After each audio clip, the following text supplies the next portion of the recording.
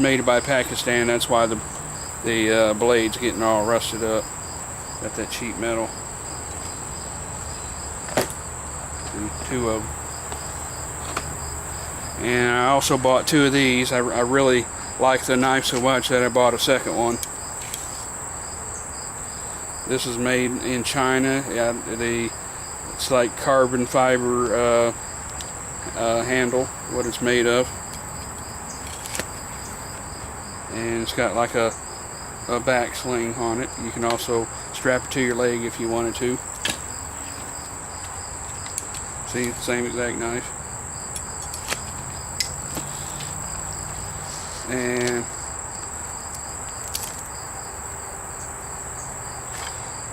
this one right here is called Army Ranger. It's made in China. Mills piece, USA, but it's made in China. Yeah, I don't think there's any of my knives that are made much in America. I do have some, but not many. This one's made in China. It's got like a really ornate, it's almost like a Japanese type of blade. It's got like a tanto at the end. It's got a round handle. I don't care for too many knives with round handles, but that one was kind of cool. This one here is made by Smith & Wesson. This is a slicing handle. It's very heavy and very thick.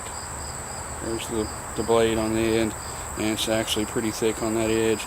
This is a chopper and a slicer.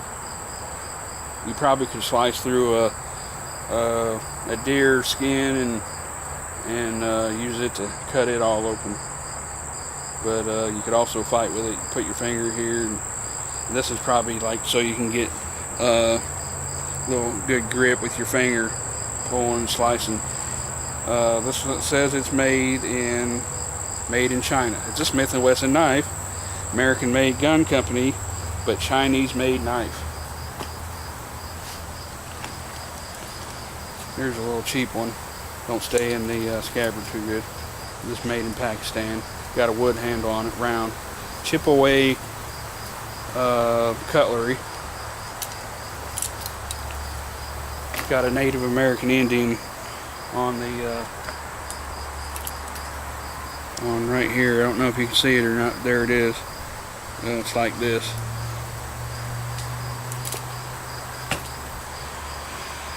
Right here, it's got a hard scabbard on it. It's kind of like that one with the little curved edge on it, where you chop forwards. It's got screws in the handle. The handle's made kind of a rubbery stuff, but it's got a hard case on it.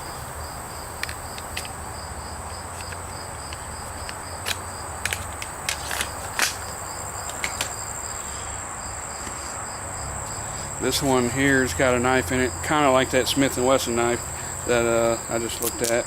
It's got 3 knives in it. This is a little smaller one. Frost Cutlery. It's not Smith & Wesson. Also made in China.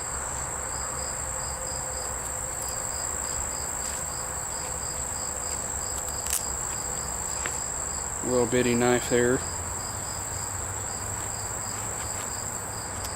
And here's the big one. There's that same type of handle that other one's made of right here, the Smith & Wesson one. They both had the same idea. Somebody's probably illegally using their names also. And here's that one I told you there was another one with a brown handle, surgical steel, timber rattler. This one's got the blue handle to it. I like the way that fits in my hand. It's got a little bit of a hand guard there.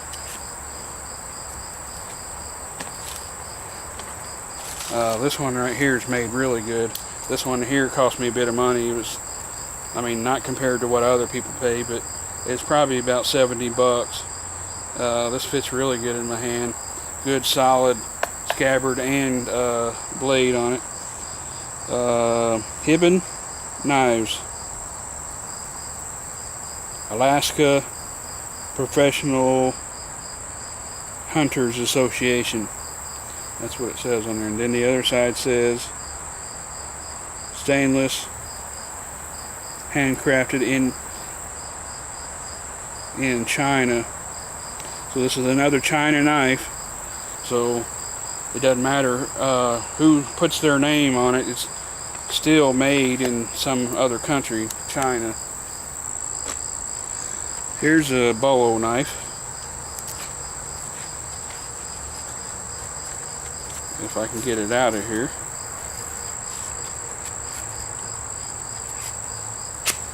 Oh, gotta unsnap it up here at the top. Okay, so there's a bolo knife where you use it to chop.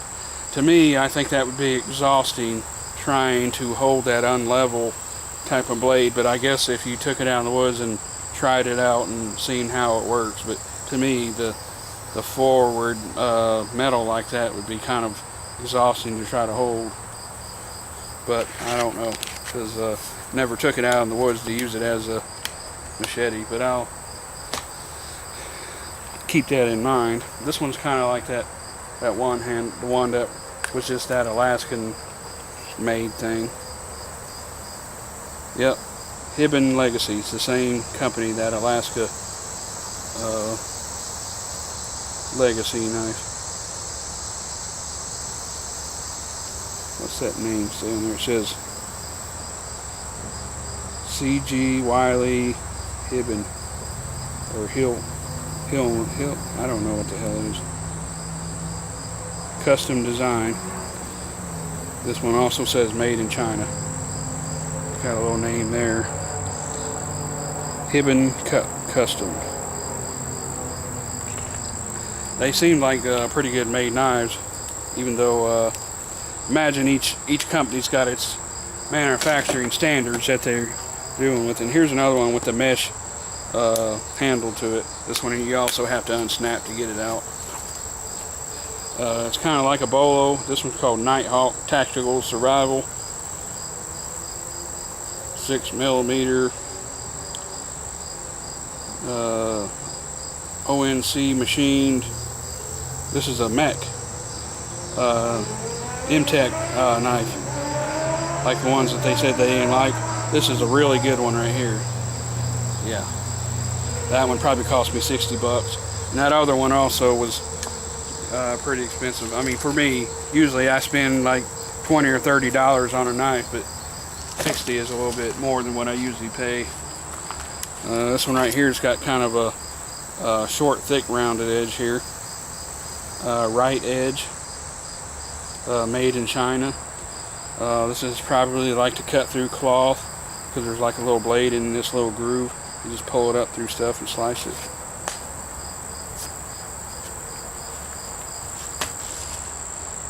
This one right here is a really weird looking thing. This, to me, it's plastic, but it looks like wood. It's got a really long blade on it. It's good, nice metal. This one's made in China, stainless steel. Good thick blade.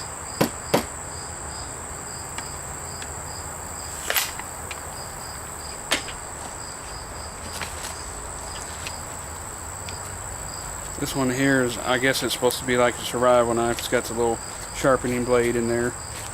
And this one's made by Marine Devil Dogs, Mil-Spec, like, or Mil-Spec, like that other knife said on it, Mil-Spec earlier. I didn't really put none of these in categories. I just kind of threw them all in this little clothes hamper thing and carried it out here, and it's pretty heavy. This is probably made by that Mil-Spec too. These got leg harnesses on it, and a little place to keep your sharpening blade. Made in Taiwan. This is Operation Enduring Freedom certified. I don't know what that means. This one's made in Taiwan. It's got a little rigid or serrated edge here, so you can use it like a saw. It also has a tanto edge. The case is made really good. CRKT. Don't know who that's made by. I don't know what the abbreviation of that is. got to hurry up with all this stuff because got to go to work in a little bit. So these are some big old throwing knives. I have actually a bit of throwing knives, but these are my big ones. I didn't bring my little throwing knives. I got a bit of different ones. I got throwing spikes, different types of throwing spikes. Some have little pieces of cloth on the end of them so that they kind of got a guiding throwing stance to them. This one right here was a really cheap, crappy looking thing that somebody brought in to sell to my buddy. Got a little small, thin. He sold it to me pretty cheap, but the handle's all beat up. Somebody beat the hell out of this thing. But this one says Ontario. Nope, not Ontario. It does. No. What does it say on there? This is Ontario, USA. I would think Canada. Spec Plus Army. Anyways, this is a USA knife. Don't have many of those. Oh, that's my last one. I'm actually going to do my best, my most favorite last. This ain't my last one, but I almost picked up my favorite one. This one's made by Frost. It's got a rubber handle, got a little thumb piece here.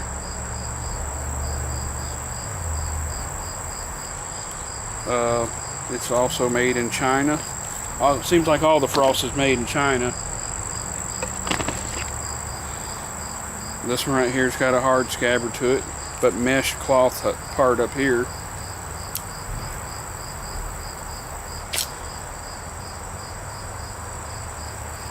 This one's made by Cold Steel, China. GI Tato. It's got a little bit of oil on the blade. All of them should have oil on them. Anyways, pretty good knife. Hard scabbard. The handle's a little bit too smooth for me. I don't really care for totally smooth. It's kind of slippery. Probably could take something and make some grooves in the handle if you wanted. Now I'm going to get to my my hatchets and my tomahawks. So this one's called Watchfire. A little bitty hand hatchet, tomahawk, whatever you want to call it. You probably can throw it.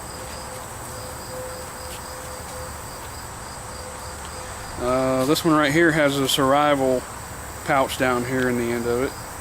Let me see if I can get it open there. Yep, and it's got a little spring in it. It's got some fishing lures and string, or yeah, the string. It's got a little compass in it. So this is supposed to be like a survival hatchet. Okay, let's get a look at the hatchet. There it is. Imagine, okay, this is made in China, 440 stainless. I don't know if this would rust up if you use it. It is heavy, so you can actually get some force into it. You don't have to worry about breaking it up.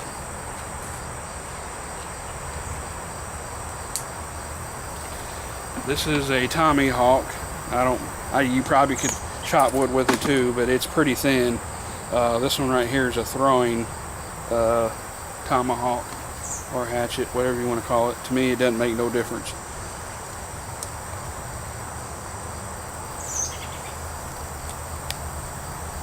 Oh yeah, did I say who that was by? This is a Hibbon. Another one of those Hibbon throwing tomahawk knife, whatever you want to call it. This right here is a big old one. This is made by United Cutlery. It's pretty thin. It's very light actually. This one comes up through the top. But this one has something that the other ones don't have. And that's the spike there at the end. I'm not going to take it all the way out. It's too hard to take in and out. But there's a tomahawk chopping part here, and there's a spike there at the end. This is definitely made for fighting, or maybe you could excavate with it, but Imagine you tear that up pretty fast. Called Black Ronin, made in China. And this is just a big old wood, small axe, I guess you would say.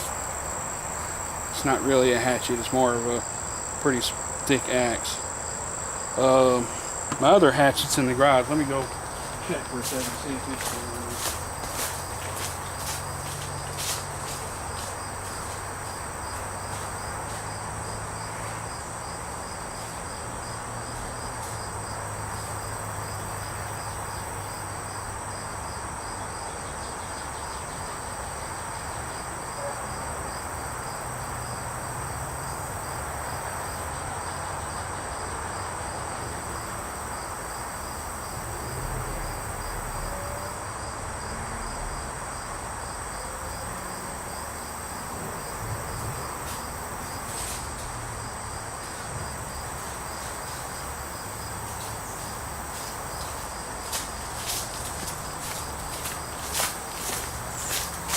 This one somebody thought up to make it kind of look like an Indian tomahawk. It's got like a little leathery looking handle there, but it's actually made of wood, and it's made by Task Force Genuine American Hickory.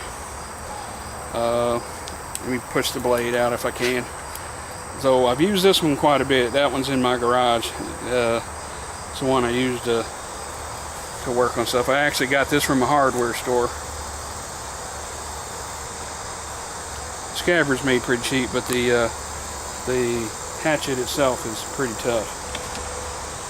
Okay, now I'm getting to my very most favorite knife. This one is BK K-bar, and this is the BK2. Orleans, New York, USA. This is a it's Orlean. Hell, I don't know the name. Never been to New York, never will be. Don't care for that place.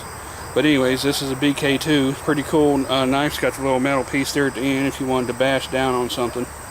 The handles are smooth like the other guy said in his video, but I really like the way it fits in my hand. The blade is a little bit short, but I'm a little short guy. I mean, I like it that way anyways. So that's my most perfect favorite knife so far. Who knows what I'll run into, and I just got this one just a few weeks ago. So that's the end of my video. I got other things that I could show, you know, martial arts weapons and different things like that. I even made me a spear. I don't know if I've showed that in a video or not, but I've done a few things, made my own stuff. I couldn't find no good spears in any shops or anything, so I made my own out of